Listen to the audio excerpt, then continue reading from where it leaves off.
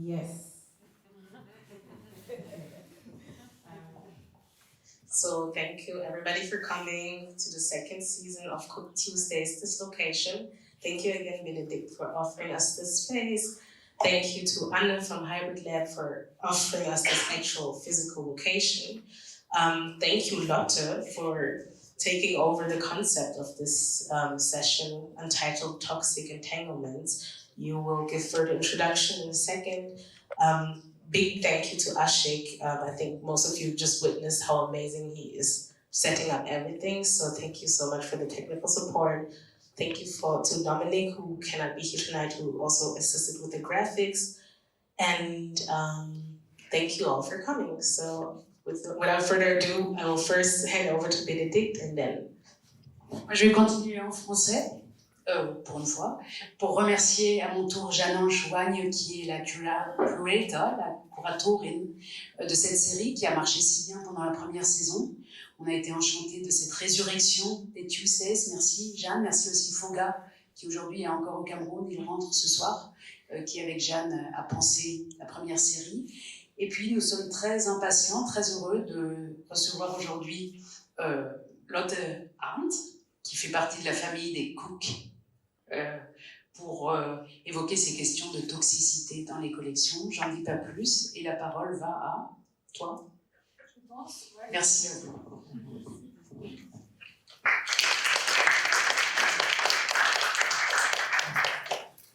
Merci beaucoup, Jeanne-Ange et Bénédicte, pour l'introduction. Et vous êtes de fait les premières que j'allais à mon tour remercier.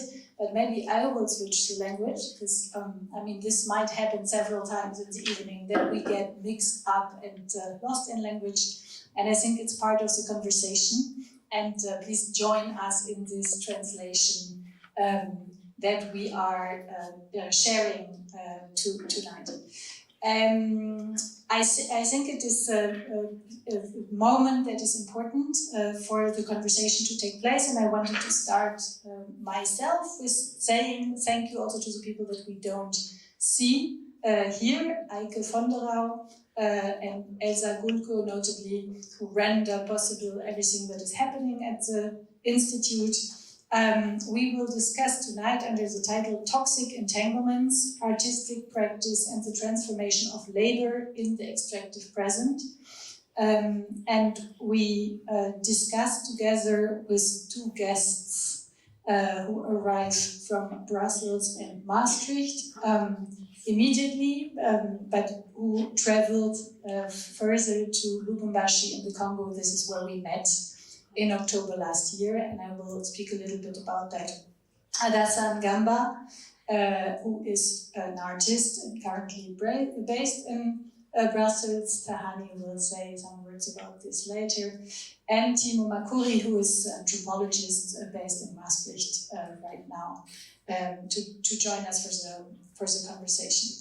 Tahani Nadim very spontaneously accepted to join the panel for the moderation, and I'm very grateful for this, and think that she will also bring interesting perspectives to the discussion in a way, because we all share interest in our research around questions of extractivism, but in very different contexts and with very different approaches. I already said that Timo, Adassa and I met in October this year in Lubumbashi. This was in the frame of the 7th Lubumbashi Biennial, organized by the association Picha, that is an artist-run structure that since 2008 organizes Biennial.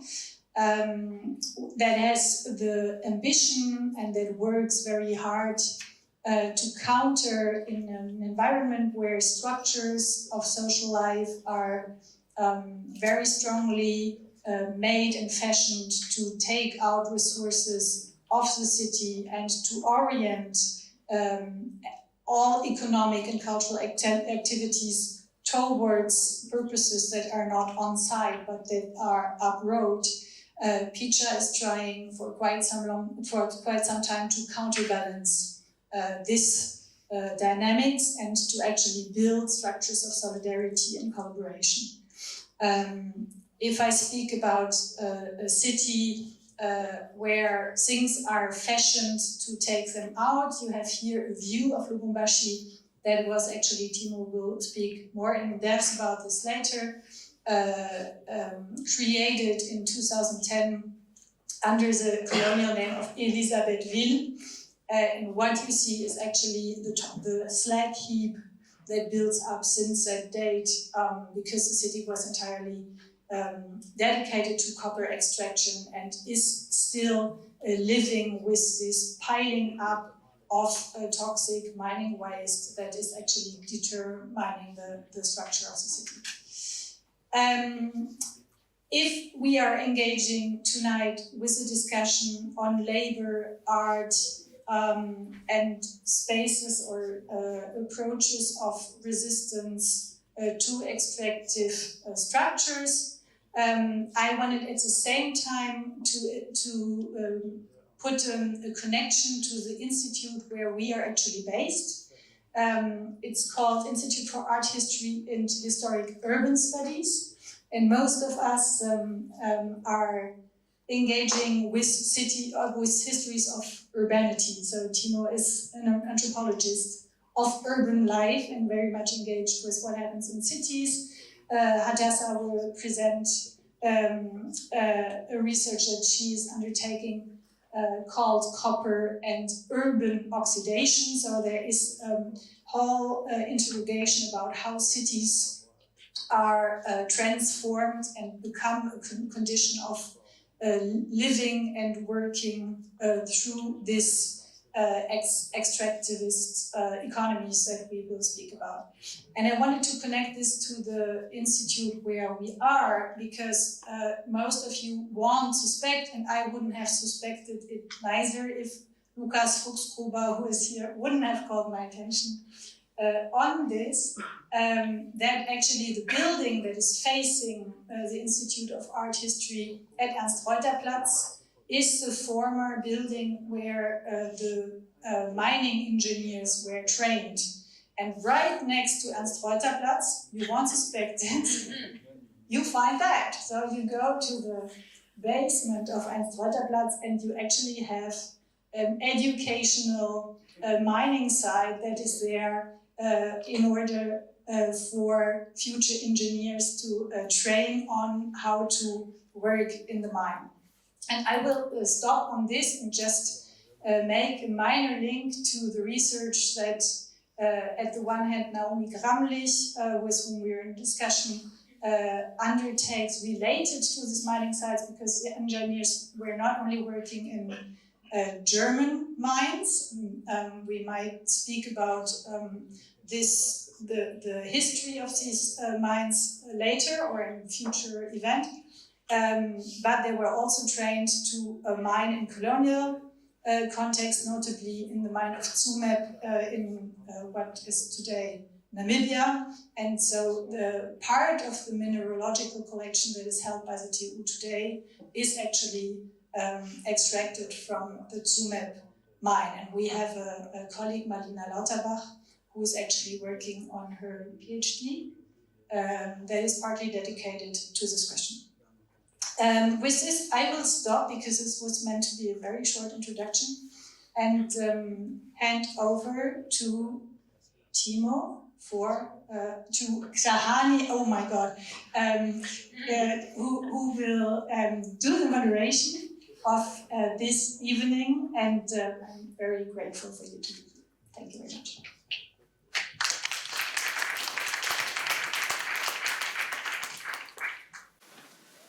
Thank you, Lotte. I'm very happy to be here.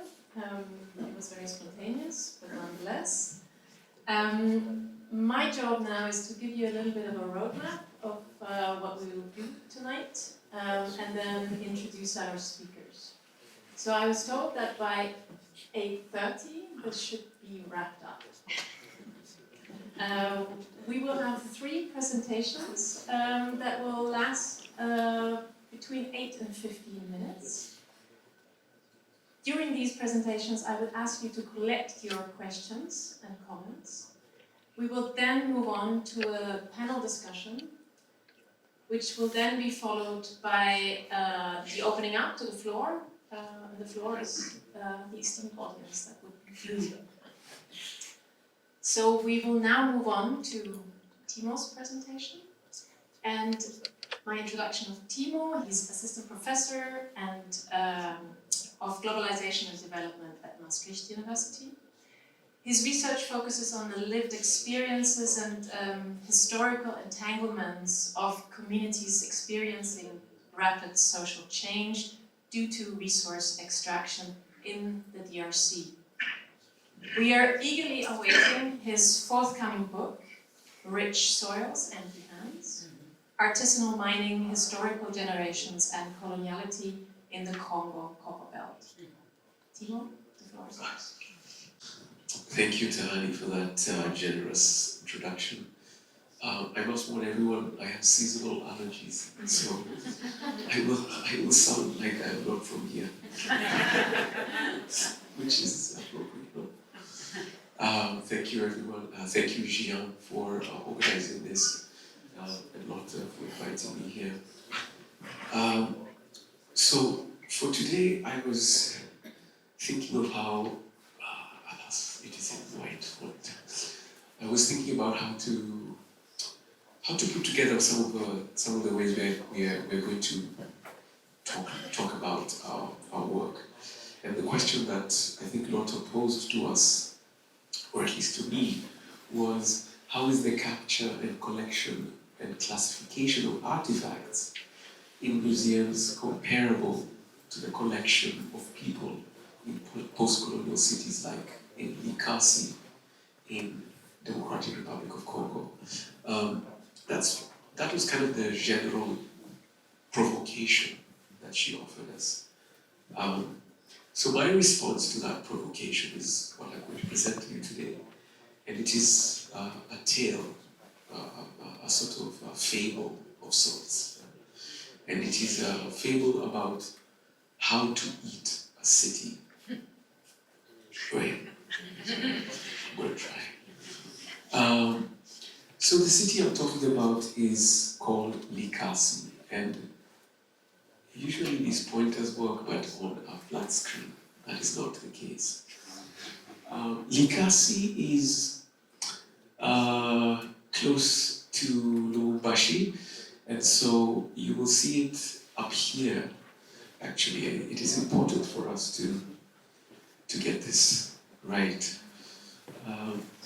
This is Lubumbashi, which I believe Hadassah will talk about, and then Likasi is up here, right?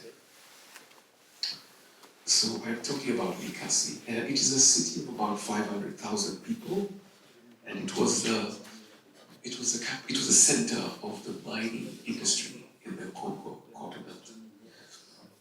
So I want to tell you a little story, a very short story about this city.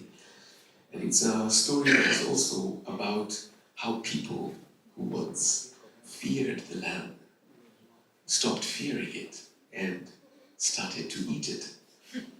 And then they ate the land, at first slowly, because you should always eat slowly, otherwise you choke.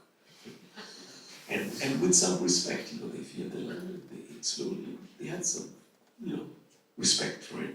And then over time, they began to eat the land faster, right? And with less and less respect, until the land got angry and decided that it was going to eat the people. So this is the story of the present day city of Likasi. Originally, this city was not called Likasi actually. Likasi is a mistranslation of the actual name of the place, which is Dikashi. And the name Dikashi comes from the Sangha community who have lived in the region for a very long time.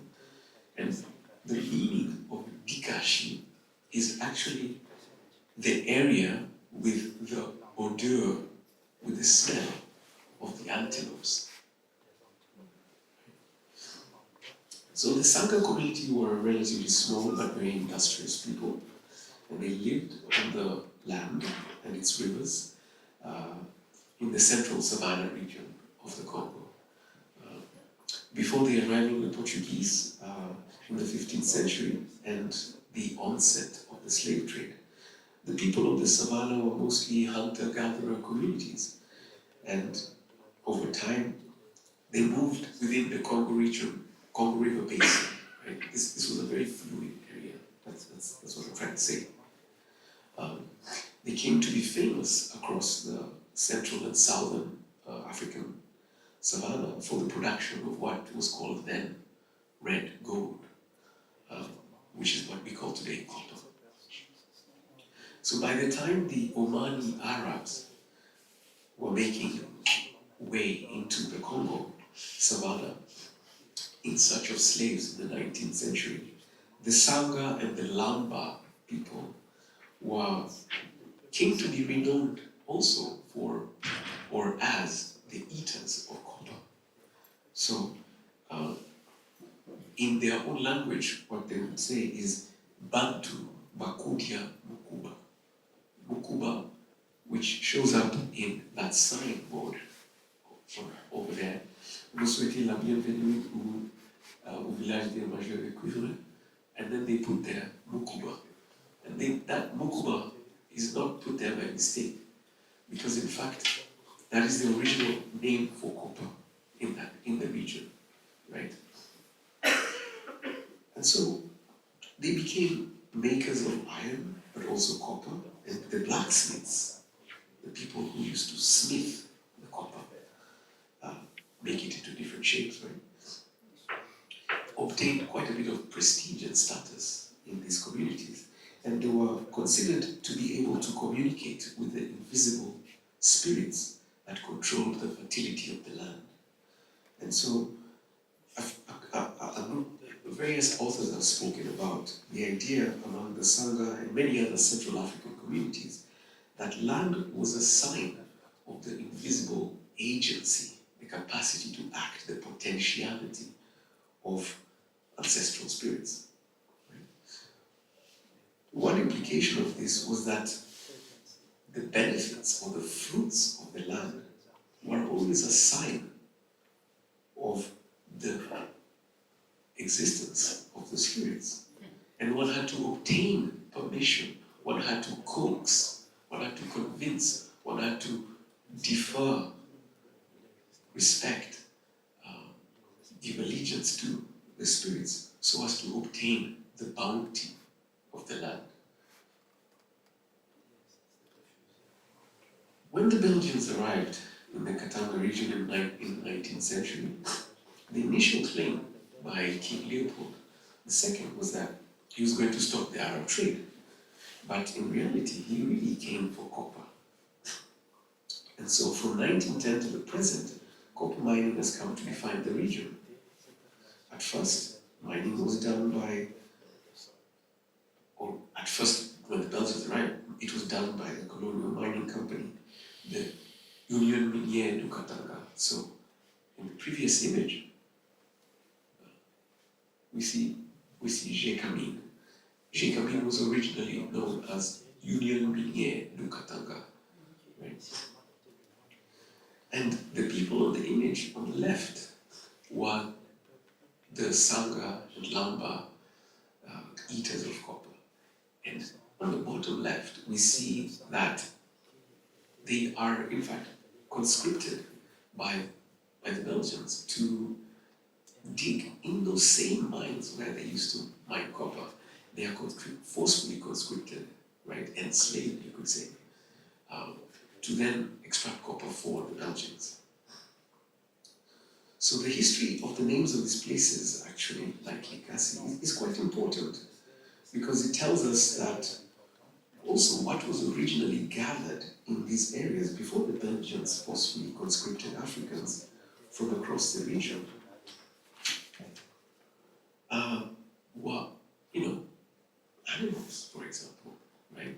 And people came to meet there to do other activities rather than mining, right? But by the 1920s, the copper mining region came to be known as pays de mort, so the land or the country of death, because very few who left who came to the mines or who were forcibly conscripted to the mines survived in that period.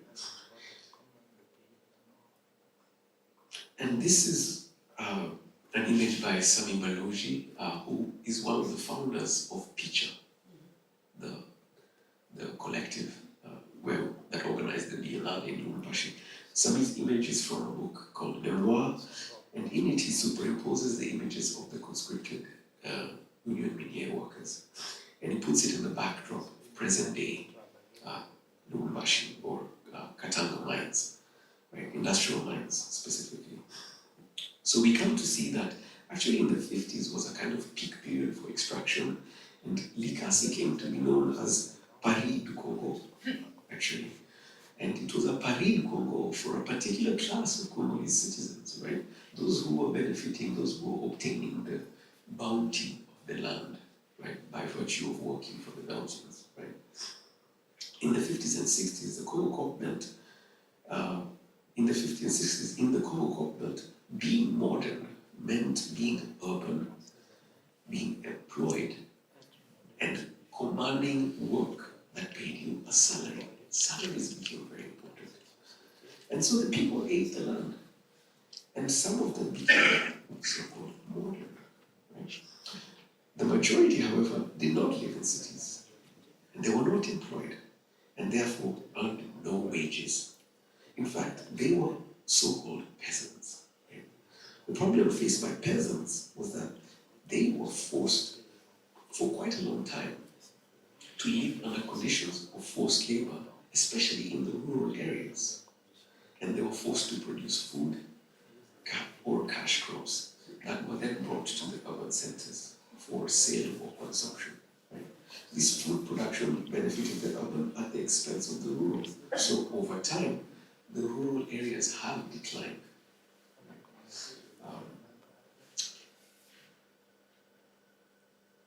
So the people, so and you see a sign of this decline in the presence of various types of informal workers in the urban space. So you have people working as currency changers, people working as petty commercial traders, selling vegetables, second-hand clothes, driving buses, right? These were formerly people who were living off the land, but are no longer doing so, right? The people also forced, and they also fought and chased away the Belgians in at least 1960. But they did not change how they ate the land. And this is important because they continue to eat it exactly as how the Belgians had taught them, actually. And also because the Belgians still determined and shaped the access of the company to the international markets. So they took over the company, but then they didn't take over the structure that offered capital to the company. But what do we see in the post-colonial present? We see that the company remembers its heritage and memorializes it in statues, like that of the Major de Cuivre, the Eaters of Copper. This is a statue of the Eaters of Copper. But just like the company itself, the statue partially lies in ruin. So if you see on the far right, it's actually, one of the legs is actually being held up by a cloth. Right? The statue of the Eaters of Copper faces the mining city of Likasi, and on its right is a small hill where the company headquarters are located in what is called Panda Commune. This is the area beside the headquarters of the company, Union Minier, or what is now known as Jekamin. We see the hill has been partially eaten up. Right? Decades of extraction is what has produced this. And it has actually led to a disappearance of many hills around the city. So here we see a kind of incomplete process of such a geological appetite. I tried to stitch these images together, but I'm so poor at Photoshop. But the infrastructure of extraction actually surrounds the city, right? Both as ruins, which you see on the foreground, right? And these ruins act as a form of remembering the labor that has gone into creating the city. And it also speaks of the continuous proximity of the city to its toxic industrial waste. So here you see a panoramic shot of the top of the hill and the city sprawling in the middle ground, right, going all the way to the background. A few years ago, or 10 years ago, actually in 2011, I took this shot, this photo. And that photo is actually the middle section of this previous photo, only taken 10 years ago. So the ruins, the sort of middle ground there is actually this a few years ago. And what you're seeing there in yellow is actually sulfur powder. Sulfur is necessary to dissolve the copper rocks to create sulfuric acid that then dissolves the malachite rocks of the region. But recently there's been signs of renewal. What we've seen here is kind of ruins, but recently there are more signs of renewal. The renewal has come with the arrival of investment from China and other parts of the world into the Congo. And with this renewal has come new kind of risks. The creation, for example, of giant tanks surrounding the city.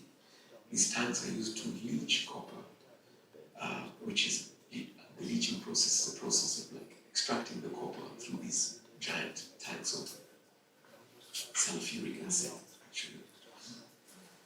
And so the landscape around the city is presently changing. So I took this shot. You can't see it very clearly, I'm going to zoom onto it, but I'll zoom a second. This shot is from an opposite hill from the previous hill. From here, out in the distance, straight away, straight into the distance, there is another hill. And I stood there and took this shot. And this shot is of the leaching tanks. And it's on the periphery of the city. More closely, if you look more closely at that same shot, on the foreground here, we see a school. This is actually a primary school. It sits around maybe 100 meters from the leaching tank. The leaching tank is brand new, by the way. That's why there's nothing in it. But very soon there's going to be a whole ton of acid. There are about 6 tanks like this surrounding the city. This is a city of maybe 500,000 people. Even if one of these tanks was to somehow give way, you have a big problem. So the city of Likasi remembers, the creation of these tanks for leaching copper, they dot the landscape that now surround the city. And the tanks have formed something like a border around the city, signaling how those who were once the eaters of copper are now being collectively eaten by copper. The hunter has become the hunted. The industrial machine wants the very earth upon which the residents live. So this short narrative of a place that was once a hunting ground for antelopes and is today a giant active mine landscape should give us pause to think of how other cities and places have been consumed by industry in the name of progress.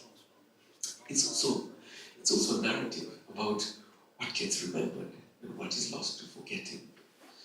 The city of Likasi remembers its copper eaters, both those in the pre-colonial and those in the colonial eras, but it appears to forget the antelopes, the hunters, and the gatherers that once roamed the land and tended to it, even as they nourished themselves. It would appear that those in charge of planning the city have also forgotten that the land is alive, right? And being alive also means that giant toxic tanks may not always contain their contents, that lives will be lost, that the walls of those tanks mysteriously, in quotes, crack open. So what can we take from such a lesson of remembering and forgetting? One thing of note is to remember that the industrial appetite that is consuming hills, mountains, rivers, rocks, is an appetite that we generate, we as the northerners, right? It is also the appetite that we here generate and then we can therefore control, right? It can be controlled not just by consuming less, like those people who are promoting degrowth would say, but it can also be controlled by developing a kind of international solidarity with those at the front lines of extractive processes everywhere. Histories of solidarity movements are full of instances of creating the commons and new international solidarity networks that challenge global extractive appetites. And the networks increasingly need to be transversal, right? Linking Latin America, Africa, Asia, and even Europe in new ways to counteract that hegemony from the global north. I think we need to defeat the kind of melancholy produced by ceaseless extraction and with a kind of solidarity for the informal workers whose numbers keep increasing even as industry requires fewer and fewer workers in large part due to automation. Right? Over time, actually, GKB used to employ 20,000 workers. Today, it only needs about 4. Right? So we need to see our own present and futures as tied to those presents and futures of residents in places like Likasi. Right? We also need to see ourselves tied to artisanal diggers, to the unemployed, to the unwaged, to the unhoused, to the street vendors, to the petty commodity traders, to the involuntary migrant, and everyone who is seeking a place to live. Right? To repair and to make livable a city like Likasi requires an international effort to really probe into these global industrial actors, even as they impress upon our local leaders, even as people in Likasi impress upon their leaders to change things from what they are. The point is that solidarity, it starts with entanglement and with a mutual recognition to see and to stand with, right? To stand with the other, even when you may not fully understand them. The earth today is asking us to see our entanglement to its existence as a being. And to do so, I argue, first requires seeing the self in the other. Thank you.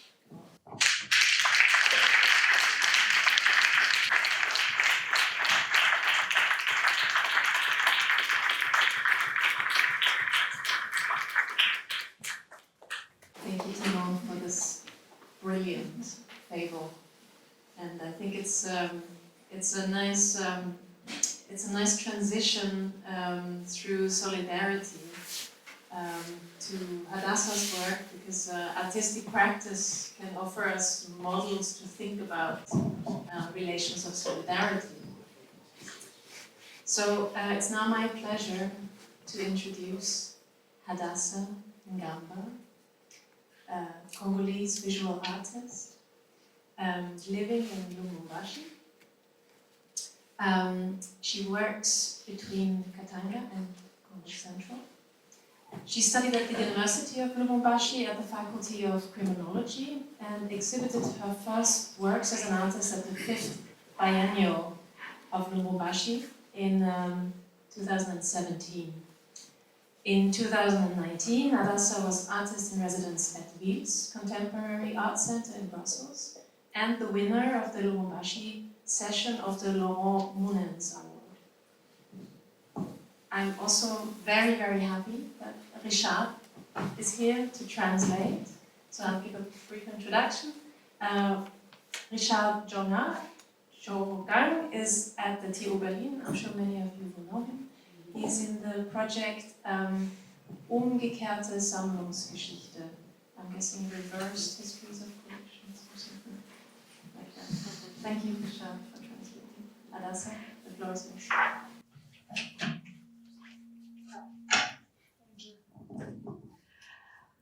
Bonsoir à tous. Je vais parler en français. Désolée, je parle pas l'anglais. Pour compléter, j'habite en Belgique depuis 2020 maintenant. Ça va.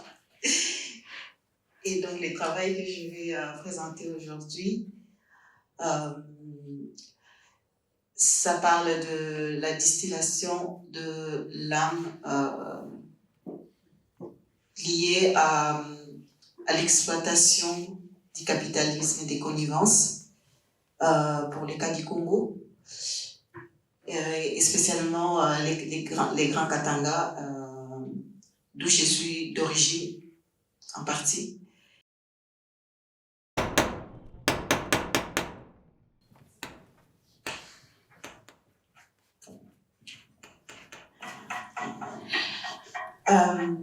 Cuivre et oxydation urbaine, c'est un projet que j'ai commencé à penser depuis 2019. So copper and urban oxidation is a project that I brought out in 2019. Parce que c'était la première fois que j'étais invitée comme artiste pour participer à la Biennale de Lubumbashi. Oui. Donc c'était pour moi quelque chose d'important de penser à différentes configurations de la ville de Lubumbashi. So it was my first time that I was invited to participate in such a project in the Lubumbashi, and I was really proud to see and to be able to be part of that project about different transformations of the city. Et donc déjà, les images qui sont présentes, c'est une œuvre que j'ai créée où j'essaie de créer des rapports de force et des rapports de pouvoir et des valeurs. The pictures that you see are pictures that I created myself and through those pictures I try to enhance relations of powers between different parts. Sur 4 images, il y a les 3 images qui sont mes œuvres que j'ai produites et comme on vient de le dire, je suis criminologue de formation et ce qui m'a beaucoup frappé quand j'ai étudié, c'était la phrénologie et c'est quelque chose qui m'a marqué et donc du coup, quand je suis devenue artiste, fin 2017, j'ai commencé à travailler sur l'idée de la cartographie de l'espace, du territoire et de mon cerveau en utilisant la technique clinique que j'ai appris à l'université. So in 2017, this work, as you see, has been influenced by my training as a criminologist, and as from 2017, I started thinking of a sort of phenomenology. Phrenology, sorry. Il y a aussi, j'ai commencé à penser, à réfléchir au problème. Donc il y a aussi dans mon pays, je suis allée puiser dans l'architecture de mon pays. So I started to think of different problems of my country, and that's how I came to think about architecture. Quelque chose qui pouvait répondre à l'idée de réfléchir aux problèmes et de trouver une solution pour ces problèmes et que cette solution puisse aider l'humanité, pas de façon présente, de façon future, et aussi de réparer le passé. So I was also looking for something that could really help problems to solve their daily problems, but not only daily problems, but also present problems, and also to look into the future. Et donc il y a une chaise qui est une chaise qui est utilisée et aussi qui a beaucoup inspiré les designers contemporains. So there's a chair that has been used, which has also inspired many designers, many actual designers. Et qui s'appelle Banzamambu. Alors c'est la chaise scrolled. qui est dessiné sous le bâtiment, où il y a une personne assise et c'est une chaise qui met en position une personne et l'oblige à regarder le ciel pour réfléchir au problème. So it's a type of chair where when you are seated, you are called upon to look to the sky. And it's a way of thinking about, to promote reflection, to stimulate reflection. Comme si aussi, je pense aussi à la scénographie des tombeaux de Pharaon, comme si on obligeait à Pharaon de regarder des inscriptions. I also thought of graves of pharaohs as they are called upon maybe to look Vers les ciels. engravings into the sky. Ouais. Et donc du coup, toujours dans la même dynamique, pour les projets cuivre et oxydation urbaine. In the same dynamic for the project of oxidation, copper and oxidation, urban oxidation. L'idée, c'est avec mes partenaires, parce que j'ai travaillé avec l'université de Lubumbashi. The idea with my partners, because I was working with the University of Lubumbashi. Et l'université libre de Bruxelles. And the Free University of Brussels. Les deux facultés d'architecture. And Faculty of Architecture. Pour pouvoir penser avec les étudiants du futur bâtiment qui va accueillir la faculté d'architecture.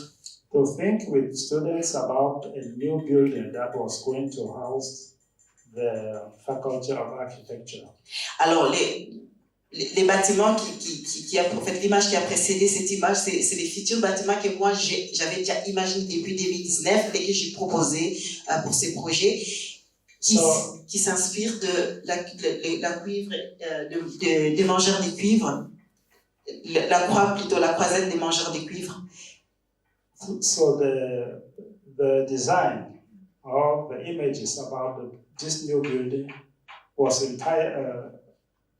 I produced it since 2019, and I was inspired by this story of copper eaters. En fait, l'idée qui m'est venue, c'est que cette croix qui représente la monnaie ancienne. The idea came also from the fact that this copper also represents ancient coins. Du territoire, donc les Catara, où il y a cette partie où les sous-sols est très riche en minéraux, notamment les cuivres. And the undersoil of this Lubumbashi is really very rich of copper. Et de pouvoir penser un bâtiment qui avait la même forme. So I came to the idea of thinking of a building that was having the same shape. Tout simplement parce que c'est une forme empirique, mais surtout c'est symbolique, mais cette présentation et représentation de la monnaie à travers cette forme-là. I was struggling to represent these coins through the shape of the building. Et aussi cette croix me renvoie aux 4 points cardinaux. And also these crosses point at 4 points, cardinal points. Du fait que le nord est toujours placé vers l'Occident. And we realize that the north is always leading through through the west. Et le sud, c'est en bas, donc l'Afrique. And the south points also at the bottom, that is Africa. Et là, on pourra voir, ça c'est l'espace, ce sont des archives. Ça c'est l'espace, c'est des archives coloniales. Ça c'est l'espace urbain de la ville de Lubumbashi. Donc c'est là où les Blancs habitaient et que les Noirs n'avaient pas accès. And these pictures recall the colonial space as organized at the time by colonizers, where the white people used to live and where the black used to live.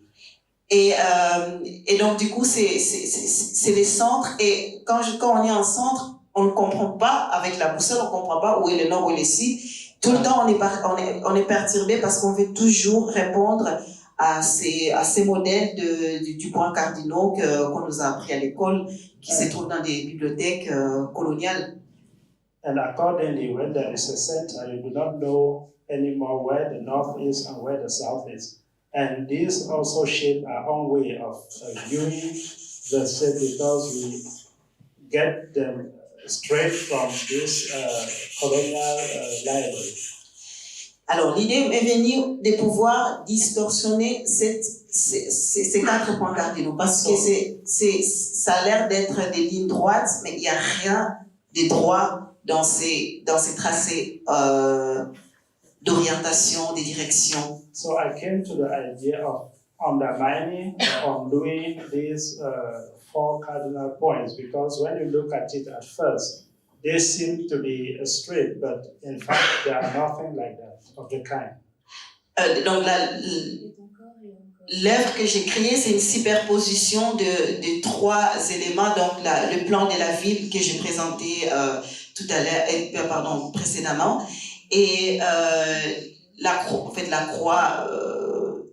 du cuivre, mais c'est surtout la croix des 4 points cardinaux qui est distorsionnée et qui devient maintenant comme une sorte de veine qui va dans tous les sens. Et la cartographie de la ville, même d'aujourd'hui, les points de repère des routes pour les transports des minéraux. So the crosses that I showed before were initially symbolizing this colonial cartography, but I decided to break them, to undo to undermine this idea of colonial cartography, which seems perfect, but which is nothing of the kind.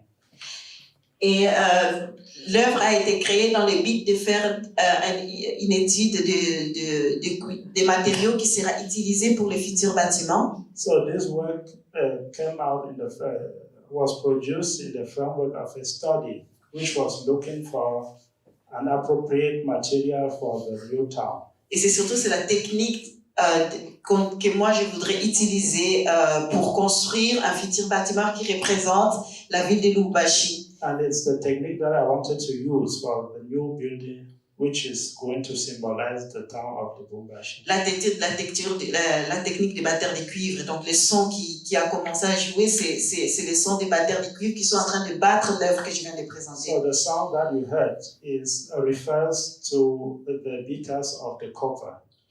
Et donc l'image, j'ai commencé à étudier différents niveaux du bâtiment. Il y a toujours la croix des cuivres qui est fondamentale, parce que c'est à partir de ça que je vais créer des fondations et que je vais élever les fondations pour pouvoir après poser les bâtiments. So at the different levels of the building that I designed, you will always find copper, because it's a fundamental material in what I think to be a building representing the state. Et les chemins de fer, bien sûr, présents, parce que les bâtiments ne seront pas immobiles, sera mobile, ça va bouger. And that building will not be stable. Et donc, je vais utiliser la manière dont circulent les minéraux, donc les chemins de fer, pour faire bouger les bâtiments. So I'll use the way also minerals circulate to be able to make the building turn around. Et là, comme je l'ai expliqué, donc j'ai travaillé avec les deux facultés d'architecture des 2 pays, dans l'idée d'abord de créer un projet de collaboration, de coopération. So as I said, I work with different institutes of architecture of different towns to be able to come out with such a project. Mais l'idée, c'était plus profonde, c'était de pouvoir travailler avec des artisans et des futurs architectes de la ville, parce que c'était seulement depuis 3 ans que la ville a cette faculté d'architecture. Avant, il n'y avait pas une faculté d'architecture. But my first idea was to work closer with handicraftsmen, and then future architects who will take charge of the production of conceiving such a state. Et donc, je commence à travailler avec ces étudiants des premiers bacheliers. Donc, l'idée, c'est de pouvoir travailler avec eux pendant 6 ans, jusqu'à ce qu'ils finissent, et même quand ils vont faire leur stage professionnel. So I started to work with students of the first level. And the work was going to be for 6 years. Et pour les batteurs des cuivres, pareil, parce que l'idée, c'est de pouvoir créer un bâtiment qu'avec des plaques de cuivre battues. And the idea also was to work with copper beater, because the idea was really to come out with a building that has been made out of beaten copper. Parce que là, on voit maintenant, là où maintenant il y a la ville qui s'élimine pour maintenant aller dans les agglomérats. On voit la gégamine qui fonctionne à l'époque, c'est dans les années 1946. On voit la gégamine en train de fonctionner en plein ville de Lubumbashi. So in 1946, the Gécamine, which is this mining company, was still in the center of the town of Lubumbashi. Et Timothy l'a bien expliqué, c'est une entreprise, à la base, c'est maintenant une Gécamine, mais ça a changé de nom. Et cette entreprise, tout ce qu'il a fait, c'est de pouvoir conditionner les autochtones, les exploiter gratuitement, comme on l'a bien expliqué. And like Timothy just said, it was a mining company which exploited the population in all sense. Et polluer la ville, mais and polluted also the town. Dans différents domaines, dans différents niveaux, et c'est toute la ville qui est polluée, c'est les sols et les sous-sols qui est pollué. Et c'est aussi même les villages et les villes qui entourent la ville, tout est pollué. Il y a même des déserts à côté de Lubumbashi. So nowadays it's every aspect of the town which is victim of pollution, the soil and the underneath, and also villages around the town. Pollution is everywhere. Et il y a les Mombonda Gécamine qui veut dire les terrils, en fait, là où il y a la fumée sortait, cette fumée qui a empoisonné les villageois, ou en tout cas les louchois, si je peux les appeler comme ça, ou les autochtones pour prêter ces mots aux scientifiques. And this pollution came out of smoke that was produced by this Gécamine, and that has spread all over the town and also the villages around. Aujourd'hui, maintenant, elle ne fonctionne, la gégamine fonctionne, mais en fait, les mombonda qui sortaient, cette pollution dans la ville est inactive, et c'est comme ça maintenant dans la ville. So today the gégamine still works, but like you can see, that's how it looks like today. Et les bâtiments, pour moi, c'est de pouvoir, la partie supérieure, c'est de pouvoir reconstituer ces mombonda qui est cabossé, qui est détruit, qui ne fonctionne plus. Et c'est comme ça que j'ai imaginé la forme supérieure, la forme du bâtiment supérieur. Dans l'idée, c'est de pouvoir raconter cette histoire de la destruction de l'entreprise qui polluait l'espace, mais aussi c'est une sorte de réparation de l'espace. So the idea is not just to tell the story of this pollution, but also to propose something how we can repair it, and that's how I came to design such buildings. C'est pour ça la forme, elle a aussi la forme du noix de palme, parce que pour moi ça représente la réparation.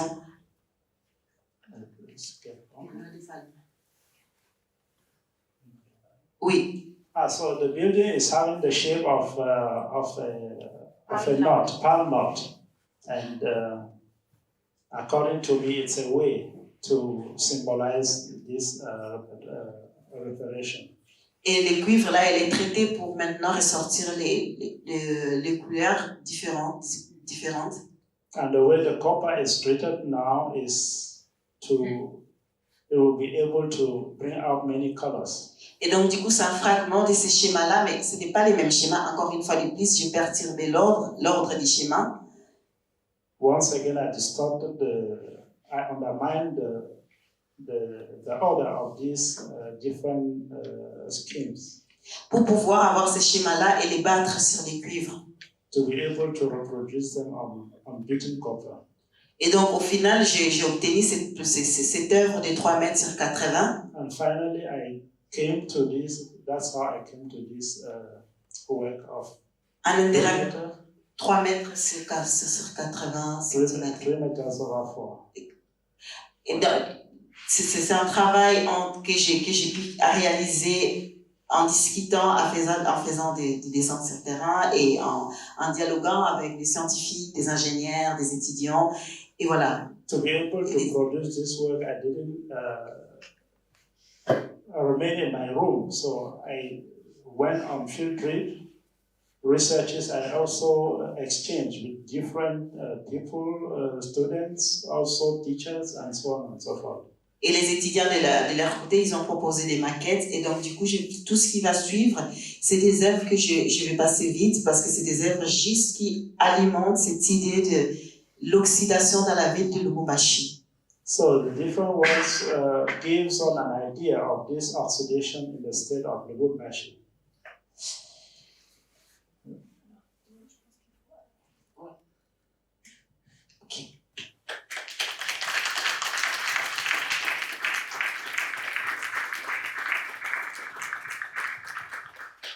Merci, Adassa.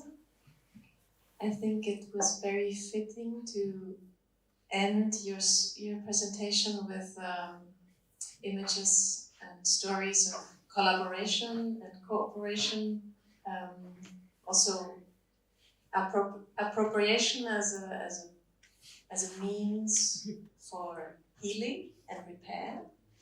I think we might hear a different story around appropriation from Lotte, who will take us into the world of museums. Lotte is a thinker, a writer, and a curator. I think that's the kind of perfect trinity of existence.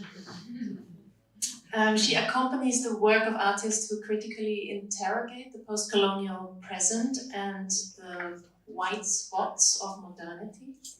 At the TU, she's currently doing 2 research projects: reconnecting objects, epistemic plurality and transformative practices in and beyond museums, and life and death at the museum threshold, conservation practices and their afterlives. Lotte. Thank you.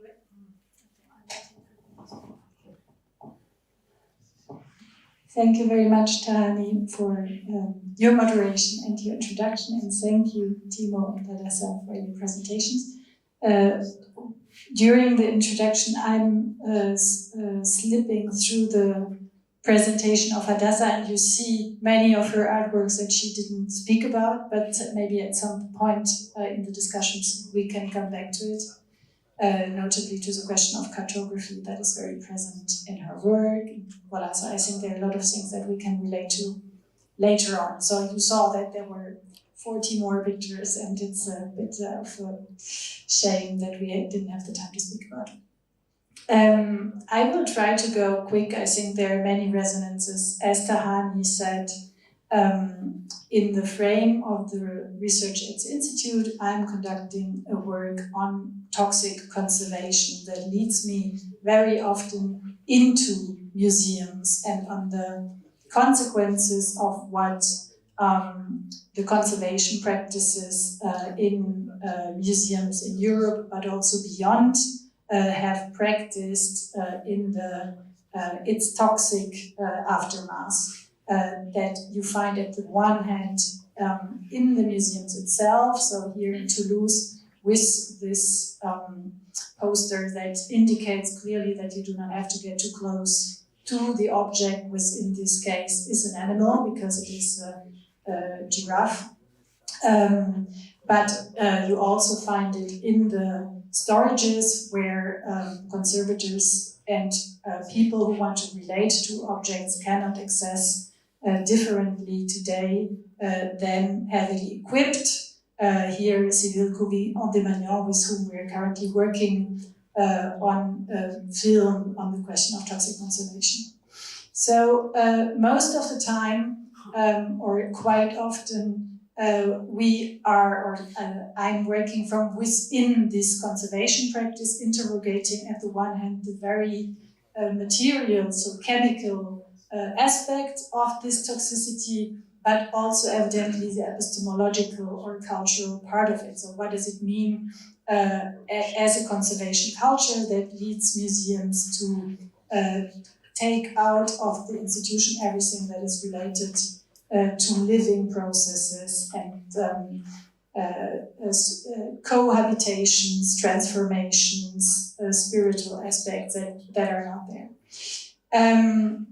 Tonight, you have understood, we are all related through the biennial in Lubumbashi this year that actually took place under the title of toxicity. And you have also seen that the toxic in the context of this urbanity is actually impossible to think from within an institution if you have to look at the entirety of the social relations and of the economic structures that you're dealing with.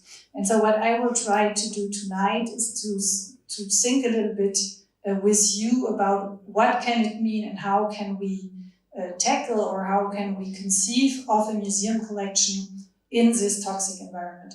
I won't comment these images because you have seen them in the presentations of Adassa and of Timo.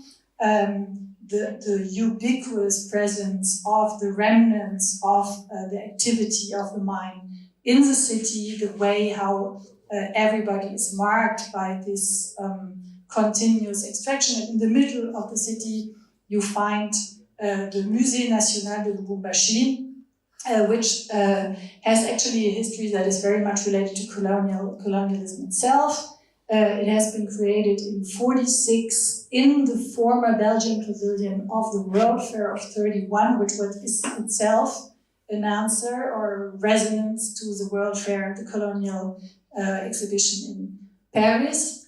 And it was actually constituted based on the collection of Francis Cabu, who was a World War veteran who had begun his colonial career as a second-class sanitary agent in 1924. So who could actually do a career as an ecologist because he was in the context of the colony.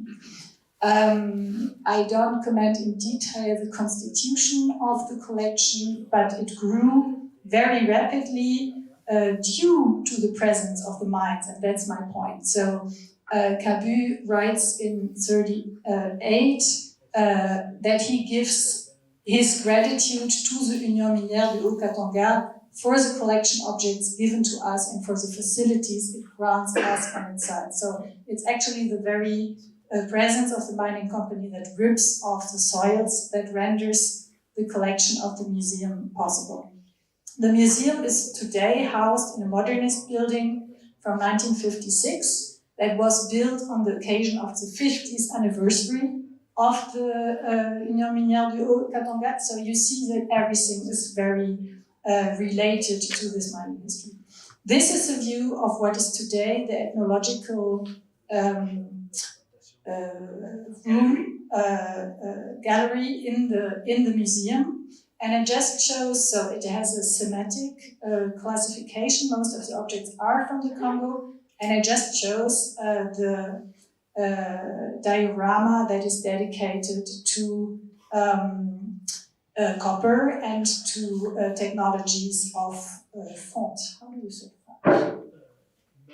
Melting, yeah, okay, thank you very much.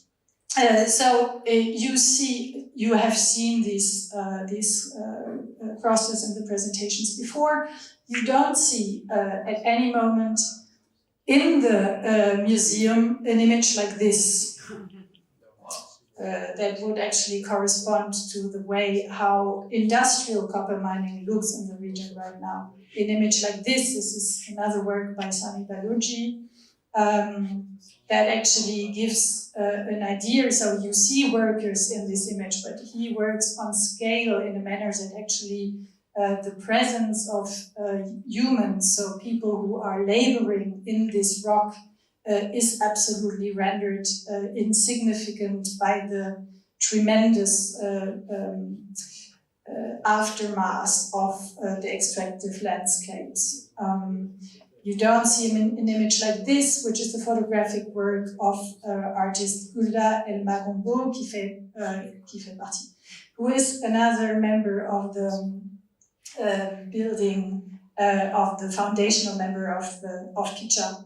What you see when you walk into the museum, and I think it's interesting, is this cohabitation of a raw malachite at the left, of a prepared copper sculpture at the right, and of a somehow abandoned elephant skull that just hangs around there. Somebody has forgotten it. You don't really know what it is doing there, and it takes the dust that is omnipresent in the whole city. You evidently don't see, and now I'm really intrigued if this will work. No, it does not work. Yeah, so I tried to do the traveling does not work, but imagine that this is not just one truck, it is 150 of these trucks that are actually on the road to the Zambian border and that are leaving the country every day with this ore charged on their back. And I think if you think about the museum, it is, oh, here we go. There it is. It does actually work. I filmed from the taxi because you're not meant to film in the public space. So this gives you an idea. But you know, you get what I mean? And this does not stop. So it just goes on. And so in spite of the fact that since the 1970s, there is actually a legislation on the protection of cultural property. And so what is taken out of the mines is legally protected. The Congolese state continues to give the concessions of mining through JCAMIN in partnerships with international companies that obviously never stops. And so the efforts of the curators working in the museum on the conservation of what they have, you see this constant inflow of dust, are confronted to a logic in the country that is absolutely opposed to these means. I love this image, like trying with baby jelly to actually counterbalance the impossibility to keep this collection together that is also has been heavily robbed in the 1980s and 1990s. So in this context, in this showcase, I marked the place where you actually see that there is chemical conservation also in the Museum of Lubumbashi, but it seems so absolutely insignificant when you compare it or when you look at the context that is actually accompanying it. And so I brought this quote by Ariela Isha Zulai speaking about the necessity to think about what archives and museums preserve if it is extracted from living worlds. Their study cannot be confined to what is in them, but should include the role they play in this enterprise of world destruction in the production of what Hannah Arendt calls worldlessness. I will jump over the attempt of the museum to integrate in a quite pedagogical manner some ecological questions of the present, and rather have a look, and finish on this, on the entomological collection of the museum that is actually has been restored with financial means by the Rotary Club and by the Tervuren Museum in Belgium, and that actually just as much as the rest or other parts of the museum has been painted, though there's an attempt of an actualization by the invitation of a local artist, Musasa, who paints the walls. And I wanted to contrast this and bring it back to the question of urban planning and colonial politics with this other work by Sami Balogi that actually associates entomological classifications with aerial views of the city of Lubumbashi that has this green stripe in the middle. That was actually in the colonial planning, the idea that this is the width of the flight of the mosquito that could transmit malaria. And so the idea was to separate the African and the European neighborhoods through this green strip in the middle, and to oblige workers, notably in the Gécamines, in order to have their daily food, to bring 50 flies. So hygienic politics became part of the control of the space and participated at the same time in this classification of unwanted and wanted living beings in a hierarchy that the museum itself contributed to build. And it is on this, and with a quote by Maxley Byron that I wanted to finish, who writes, "Plastic, chemical, and mining pollution of land and water are part of a relationship to the earth that sees it as an exploitable, extractable resource, a relationship that begins with the division of the earth, of chemical substances and of human and non-human inhabitants into separated entities." And I think it is precisely this place that we have to think about if we try to have an understanding of what toxic conservation can mean in an environment that itself is so heavily marked by toxicity. And I finish on another animated images, which is actually the performance by Justice Kazango, the day of the opening of the Biennale. So Agatha and Timo were there, in front of the door of the Gécamines, confronting the Gécamines with its own history in this animated installation that he brought out there. Thank you very much.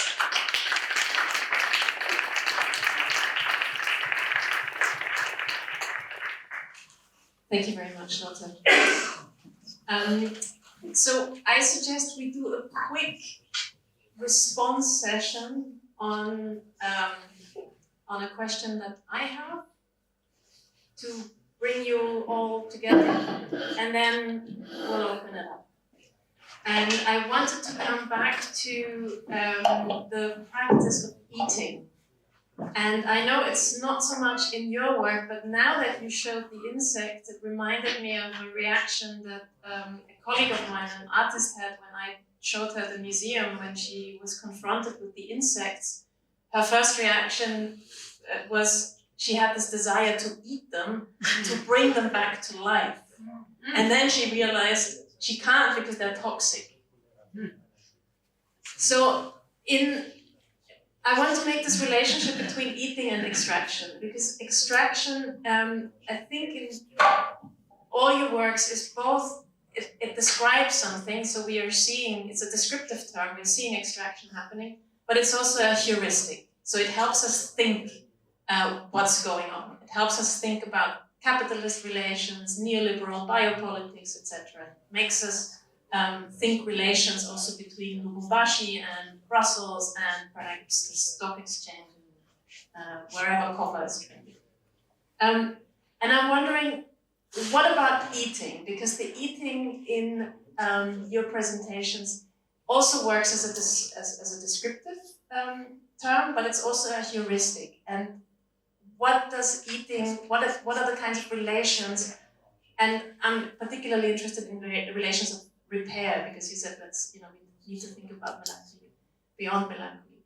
What are the kind of relations that we can think through eating, metabolic relations that are not unilaterally extractive?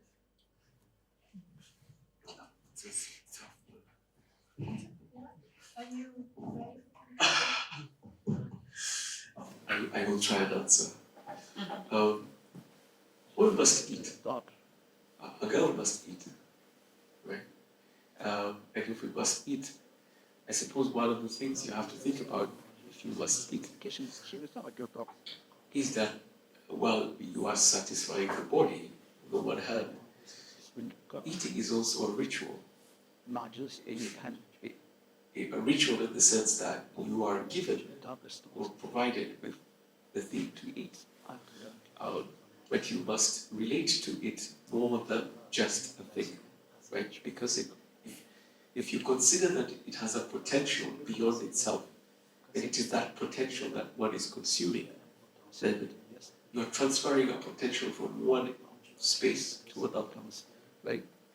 So, for example, with the Nigeria Decree, there are texts that speak about how communities actually consumed the copper.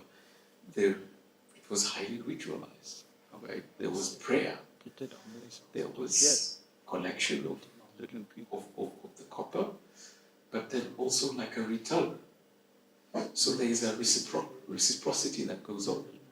Just as you take one, you must give some back. Right? So oftentimes they didn't extract, they didn't boil and take away everything. Right? There was a sense of a need to give back because the earth is alive in this sense. What another scholar, Robin Davignon, calls it was a ritualized geology. Wow. The geological is not just rock. It is actually full of potential. If we start to think about potential in that sense, then we are elsewhere. The eating is not just an act, right? Because it is an act that we must repeat all the time. So we must relate to it with a little bit more deference. Because if you don't eat, you die, right? So it's also a way of approximating death, in as much as we are entertaining life, right? So, yeah, I would say that answers you about. Yeah. Can I be unpolite and take over myself? Je peux parler et je te laisse la parole après.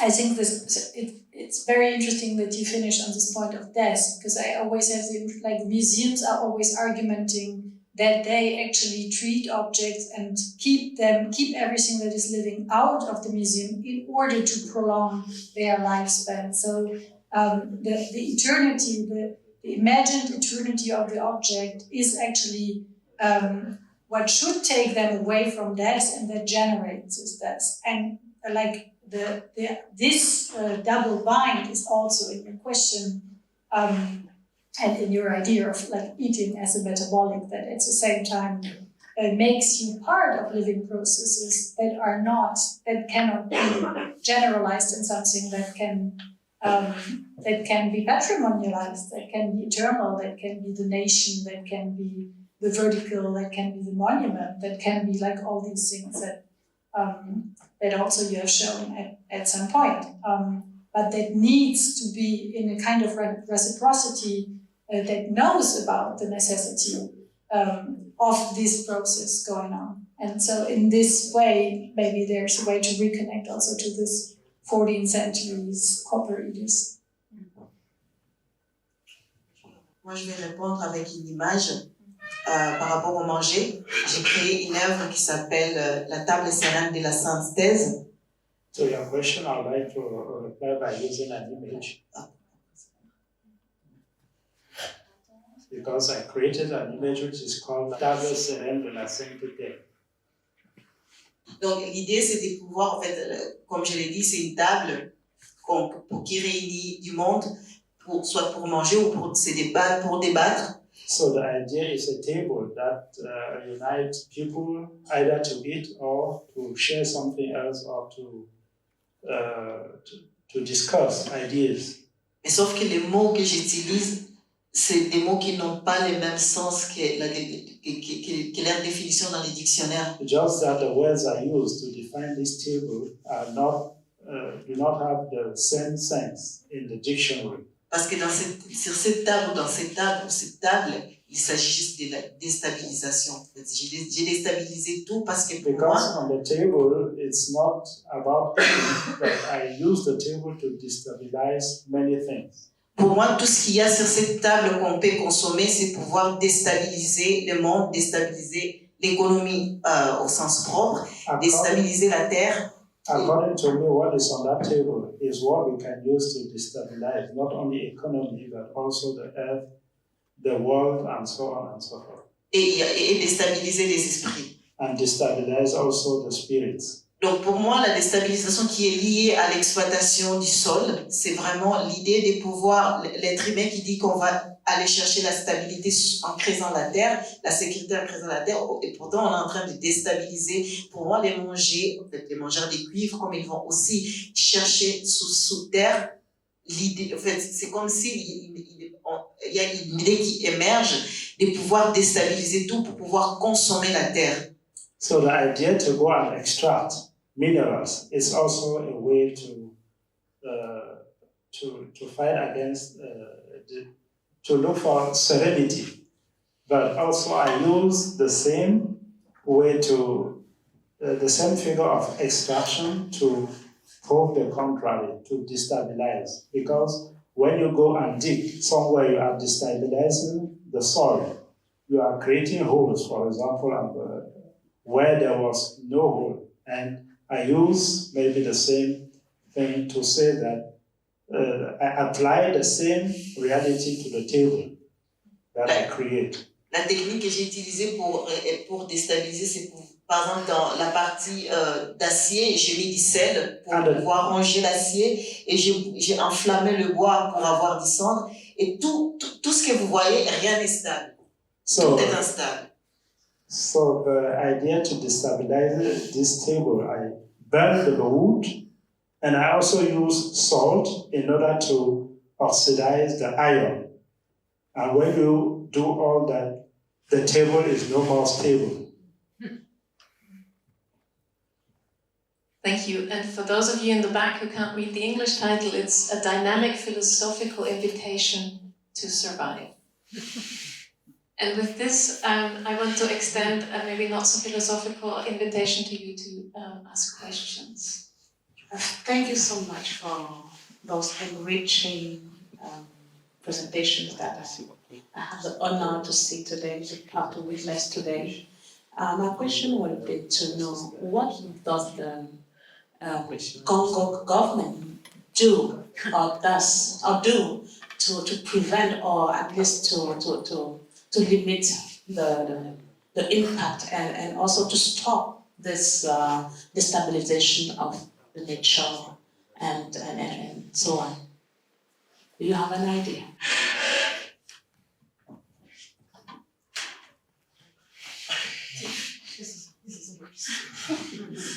Oh, don't ask me about this.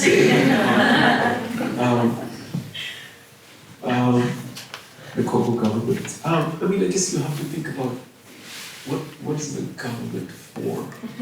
For whom is it governing? Right? If we ask the question that way, then we come to an answer that is very different, because it's clearly not governing for the people. In fact, it has never really been elected formally, like even democratic principle. The principle of democracy works differently here. Right?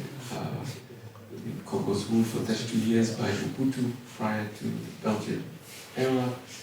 Subsequent to that, you have Kabila, today Kabila Père, Kabila Fils, and then Tshisekedi. So you're not dealing with people who are necessarily representative figures, shall we say, right? And so we also have to ask ourselves, what is the state? What was the state prior to the post-colonial state? It was a colonial state. And what was the function of the colonial state? Well, the function was clearly to get as much out as possible and to keep as many people inside as possible. Right? get things out, keep people in. So then we start to see that it still functions quite well from its original principles, right? So then we start saying that it is actually not a state that functions for its people. It is in fact an extractive state. It functions for an external actor or sense of actors. Right? So then, if it works that way, how do you distort, how do you disrupt such a creature? Well, some people are pointing to ways of doing so by showing also its absurdity, how it cannot contain itself. Some of these figures are rebels who show, in Eastern Congo, for example, that we can govern, sometimes even more effectively, right? Sometimes, of course, oftentimes worse, right? But they are proving that governance is not an attribute, a tendency of a modern state necessarily. You can have governance without a state. So then maybe it is more useful for us to think of ways of governing outside of the state and experiments of governance.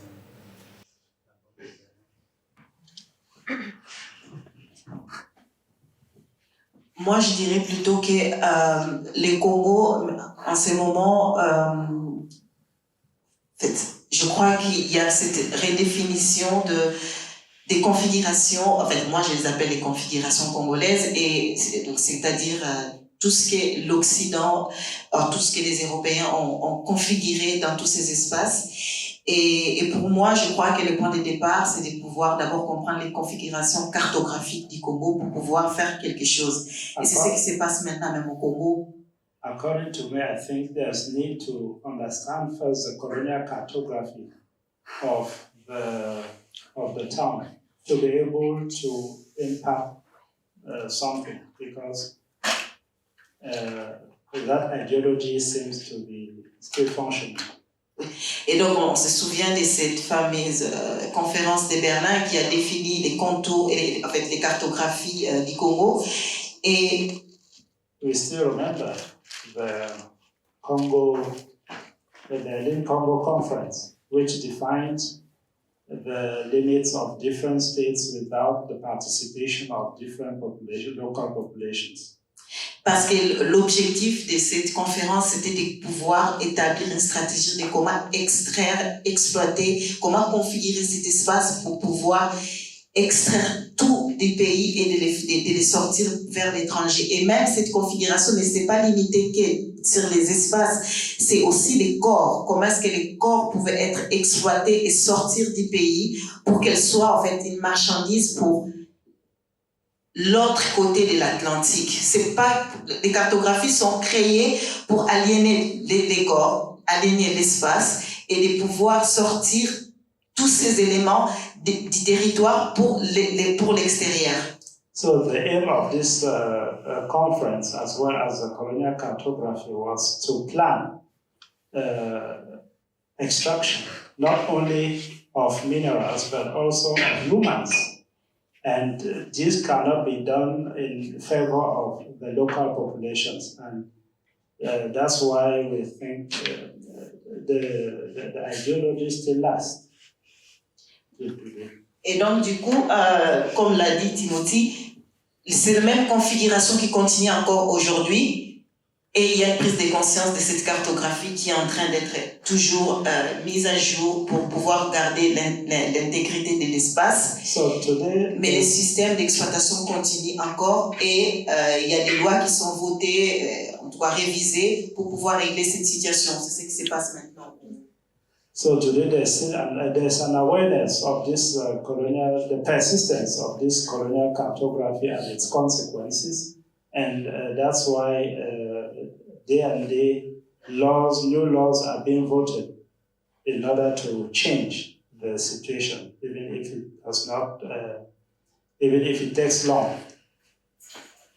Hi, I'm Simon, I'm a PhD student, and I would like to thank you all so much for the presentations. And my first question would be for you, Aslan Gamba. You were talking about disintegration and destabilization related to oxidation. So in the process of oxidation, the copper breaks down, right? And you were relating this to the tables, which are about the destabilization and breaking down tools of destabilization. On the other hand, you were designing this building and thinking of building a better future maybe, and you're also cooperating with architects. So I'm wondering how you integrate disintegration, oxidation on the one hand, and the building of architecture on the other, since architecture is meant to be stable and last for a while. So I'm very interested on your take. And I've got another question for Timothy, but that's for later maybe. Pour les bâtiments, pour répondre aux questions du bâtiment et du projet cuivre oxydation urbaine, l'idée c'était de pouvoir présenter un bâtiment dans la ville de Lubumbashi qui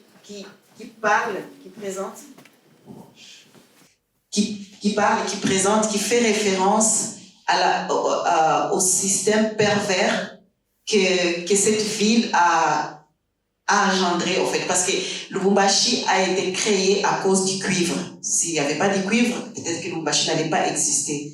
C'est à cause de cette richesse qui préfère que Lubumbashi a existé. Et pour moi, l'idée, c'est de pouvoir proposer aux futurs architectes et aussi aux batteurs de cuivre comment on pourra présenter cette ville dans son essence, et aussi comment est-ce qu'on pourra utiliser cet élément qui a apporté la richesse aux capitaux qui ont été investis, aussi à l'époque aux Blancs qui existait la ville et au gouvernement étatique qui a régi la ville. Et aussi c'est le même élément qui a détruit la ville. Comment est-ce qu'on pourrait les représenter? Pour moi, c'était de pouvoir construire un bâtiment avec des éléments qui renvoient à cette perversité qui a existé dans cette ville et qui continue à exister encore jusqu'à aujourd'hui. Donc ça, c'est une chose. Et de l'autre côté... So according to me, the Lubumbashi as a town was created out of copper. So the mining companies are already those who led to the creation of this town. And my idea was to show that by using that same copper, we can maybe show the impact of the copper on the town, but also we can use the same material to repair the dramatic effects of the extractive industry on that town. Et de l'autre côté, l'œuvre, la table sereine de la synthèse, que je n'arrive pas à trouver. On the other hand, the table of la table sereine de la synthèse. En fait, je voulais donner l'impression, c'est comme si c'était stable, comme je viens de le dire. Mais il suffit de prendre juste un doigt, de pousser cette table qui a 42 pieds. Cette table, elle est complètement instable. Elle bouge et on a l'impression que tout ce qui est sur cette table va tomber et va se casser. So the idea was to show that even though it appears stable, just by removing one element, the whole will collapse. And that's the idea of destabilization. Et les pièces d'argent qui sont mises sur la table, chacun peut les prendre et partir. Et donc, dans ma vision, cette table, elle va disparaître d'elle-même parce que le sel va ronger l'acier, le bois, en fait, avec tout toute cette cendre qui va disparaître et toutes les pièces qui sont sur cette table qui vont disparaître parce que les gens, ils ont l'habitude de prendre de l'argent, de mettre dans leur poche parce que ça leur appartient. So I was to, by using coins on that table, I was to show that in the long run, the table will disappear. Because what we often do is that people take money and put it in their pocket as theirs. And in so doing, that's how everything on the table will be disappearing because everybody will be coming and taking the coin. And in that process of possession, the table will finally disappear, will end up disappearing. Et aussi, il y a la végétation qui est une végétation adaptée à l'espace minier qui est les Sansevieria. Dans ces cas-ci, que je présente, les images que je présente. There are also some images that show the vegetation, which suits in this very area. Et moi, ce qui m'avait frappé quand je suis venue en Occident, c'est la manière dont elle est dissociée de l'espace Congo. Cette plante, en Belgique, je parle de la ville de Belgique, en tout cas, je parle de la ville de Belgique, la ville de Bruxelles, mais les pays tout entiers, ici on a l'habitude, en tout cas même en Occident, même tout entier, on a l'habitude de pouvoir avoir des plantes à l'intérieur de la maison. Et pourtant, au Congo, on a les plantes dans leur habitat naturel. Et donc, du coup, cette classification scientifique qui a aussi influencé tout un mode de vie de la population occidentale qui dissocie la plante Sansevieria, par exemple, de son habitat naturel. Pour moi, c'est une sorte de distillation. Comment est-ce qu'on essaie de dissocier les choses? Et pourtant, c'est la même action, c'est l'exploitation, c'est l'extraction, c'est la classification, c'est la science, c'est les corps dans l'espace qui est rongé, qui disparaît, qui se projette. C'est des choses qui sont complexes, mais moi j'ai décidé de créer tout simplement des œuvres alogiques pour pouvoir perturber cet ordre.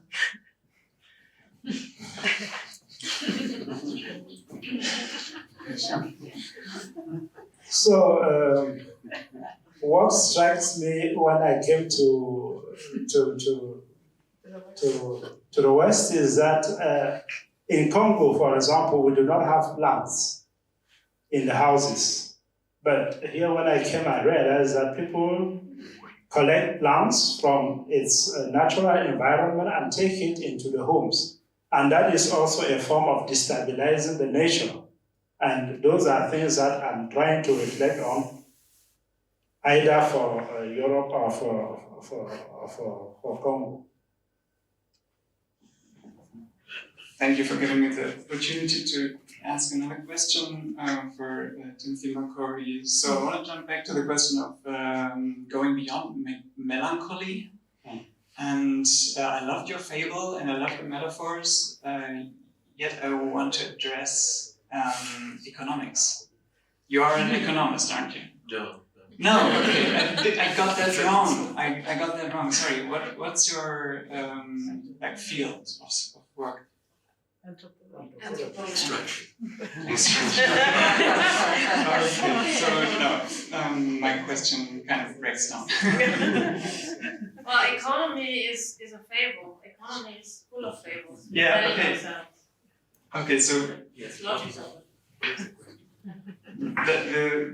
the thing I wanted to think about was work. So because work is something that broke the place down and extracted all the copper and resulted into inequality.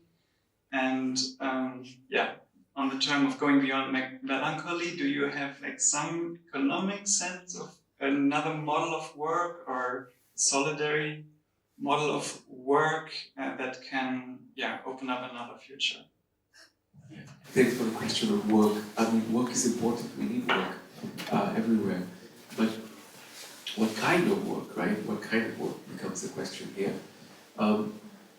We also have been talking mostly about the industrial architecture, the industrial infrastructure for extraction. There is an artisanal infrastructure for extraction. Let's also remember that the pre-colonial extraction was largely a craft in the classic sense, right? A practice that specialized groups of people undertook collectively with some form of almost often secret training. Like not everyone was performing that craft. Whereas present-day artisanal extraction is largely an effect of industrial decline, so that you have children of the Jacobin company now working in formerly Jacobin-owned mine sites to dig up copper by hand, and we are living in the digital age, right? So these reversals are interesting because they point to, and in fact, if we remember that the artisanal miners outnumber by the hundreds of thousands the industrial miners, right? So in fact, the space is more extracted artisanally than industrially, right? So then it poses it highlights another consequence, which is that this space can be productively transformed to promote much more egalitarian craft, so we say socialized modes of extraction, right? Than we have right now. Say, for example, if the space that is given to industrial mines was equivalent to that was given to artisanal miners, and artisanal miners were allowed to compete with industrial producers, who do you think would extract more? Right? And then, if they were also privileged enough to have some of the subsidies that industrial providers obtain, such as, we're talking about economics, tax holidays, 10-year tax holidays, right? So you create a company and then you get a 10-year tax holiday. Okay, let's monetize that tax holiday and transfer it in value to artisanal miners for the provision of roads, for the provision of structures that are necessary for the extractive process. Right?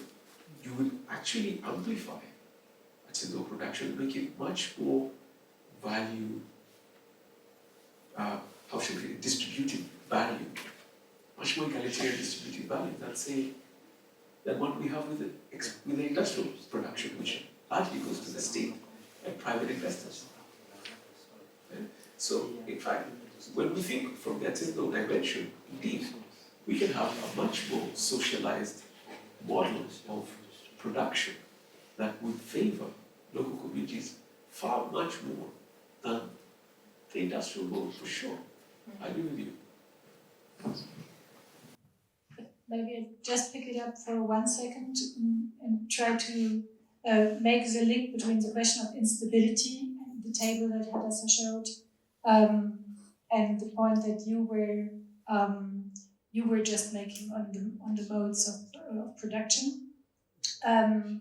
If we would come back to this table that you had just have shown, Hadassah, I think one very important point of this is the material that you're using, so that all the materials that are in this table are actually constantly shifting between this moment where they represent value or are valorized in a social context. So there's marble, there is copper, there is precious wood, there is glass, shiny glass, so several materials that in partial history has been the era of value, but that happens in this case to be in a situation where you never know if it can hold this value any longer.